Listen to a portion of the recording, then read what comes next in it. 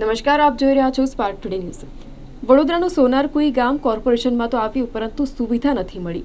શાળાના 10 જે ઓરડા છે તે જર્જરિત હાલતમાં જોવા મળી રહ્યા છે, તો જૂના જમાનાની પતરાવાળી રૂમોમાં પતરા પણ ઉડી ગયા છે। જર્જરિત શાળાના એક રૂમમાં આજે પણ શિક્ષકોનો સ્ટાફ બેસવા માટે મજબૂર બન્યો છે।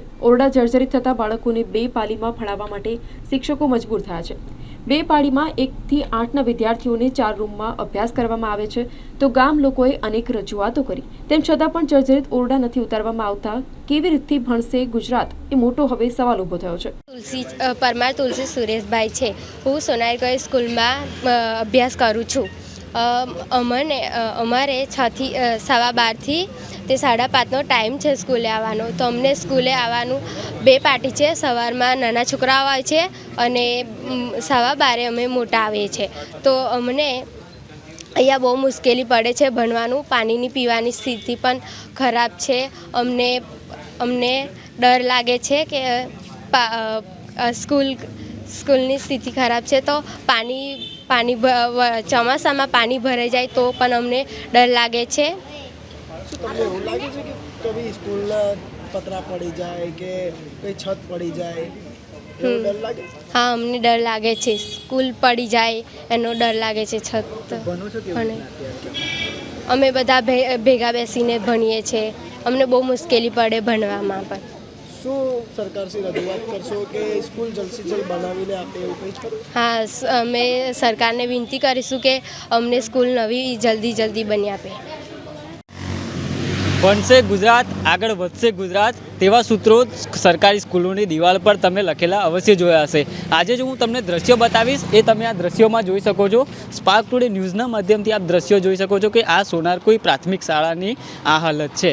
તો અહીંયા જે શાળામાં વિદ્યાર્થીઓ આવતા હશે તે કેવી રીતના અભ્યાસ કરતા હશે।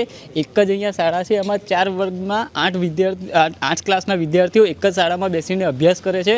આજે જર્જરિત આખી હાલ સ્કૂલ છે, જેમાં અહીંયા વાલીઓ અને સ્થાનિક લોકો અહીંયા આવ્યા છે, જે અહીંયા રજૂઆત કરી રહ્યા છે કે આ સ્કૂલનું મરમ્મત કરવામાં આવે। જે આ બાળકો જે આ સ્કૂલમાં જે ભયના નીચે ભણતા હોય તેઓને નવીકરણ બનાવીને આ સ્કૂલમાં બાળકોનો અભ્યાસ કરવામાં આવે, તેવી માંગ સાથે અહીંયાના જે ગ્રામજનો છે તે લોકો રજૂઆત કરી રહ્યા છે। કેટલા સમયથી આ સ્કૂલની રજૂઆત કરવામાં આવી છે, તેમ છતાં સ્કૂલમાં કોઈ અધિકારી દ્વારા કોઈ બનાવવાની કામગીરી હાથ ન ધરવામાં આવી, જેને લઈને બાળકોનું પણ જીવન અહીંયા મુશ્કેલીમાં મુકાઈ રહ્યું છે। સાથે જ અહીંયા આપ જે લોકો જોઈ રહ્યા છો કે તે પણ અહીંયા ઉપસ્થિત છે અને આ જે શાળા છે તેઓને બનાવવાની કામગીરી કરવામાં આવે તેવી માંગ કરી રહ્યા છે। અહીંયા વાલીઓ પણ છે, તેમની સાથે વાત કરીશું। શું કહેશો બેન, કેટલી તકલીફ પડે અહીંયા બાળકોને ભણવા મૂકો છો? અમારા છોકરાઓને તકલીફ પડે છે કે આ સ્કૂલ ભાગેલી છે। અમારા છોકરાઓને શિયાળામાં તકલીફ પડે છે, ઉનાળામાંય તકલીફ પડે છે, ચોમાસામાંય વરસાદની તકલીફ પડે છે કે વરસાદમાં પણ મંદિરના ઓટલાએ સ્કૂલના ઓટલા ઉપર બેસીને ભણવું પડે છે। એટલે અમારા છોકરાઓને ઘણી તકલીફ પડે છે। બસ ખાલી અમારા છોકરાઓને વહેલી તકે સ્કૂલ બની જાય અને બસ અમે એટલી ઈચ્છા રાખીએ છીએ કે અમારા છોકરાઓ પહેલી રીતે સારી રીતે ભણે। કેટલા ક્લાસો છે? બસ અહીંયા તો ખાલી 2 જ સારા વર્ગ છે। 2 સારા વર્ગની અંદર 1 થી 8 ધોરણ સુધીના ભણાવવાના હોય છે છોકરાઓ, તો એની 2 પાળી કરી છે। શિક્ષક લોકોને તકલીફ પડે છે, અમારા બાળકોને તકલીફ પડે છે, બધા બહારથી છોકરાઓ ભણવા આવે છે એમને પણ તકલીફ પડે છે કે બપોરની પાળીના જે છોકરાઓ હોય તે સાંજે 7 વાગે ઘરે પહોંચે છે। વાલીઓ સરને ફોન કરે છે, મેડમને ફોન કરે છે કે અમારા છોકરાઓ હજુ સુધી ઘરે નથી પહોંચ્યા, પણ 2 પાળી રાખવામાં આવે છે કે સ્કૂલની આટલી બધી તકલીફ છે એટલા માટે। બસ હાલત કેવી છે? સ્કૂલની હાલત તો તમે જોઈ જ રહ્યા છો કે કેવી છે।